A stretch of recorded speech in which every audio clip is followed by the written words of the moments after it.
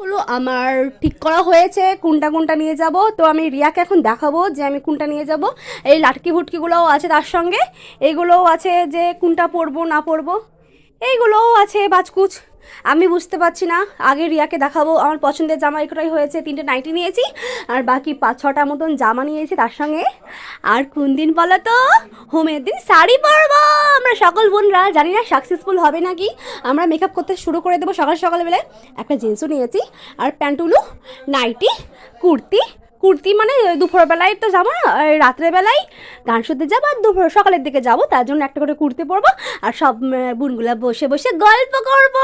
রঘুবীর পাশে দেখো, পাশে দেখো রঘুবীর, আমাদের স্বপ্ন যেন পূরণ হয়। আমার সকল বুনু মিলগুলো মিলে একসাথে যেন খুব খুব আনন্দ করতে পারি। রঘুবীর কি পাই, রঘুবীর পাশে থাকো প্লিজ।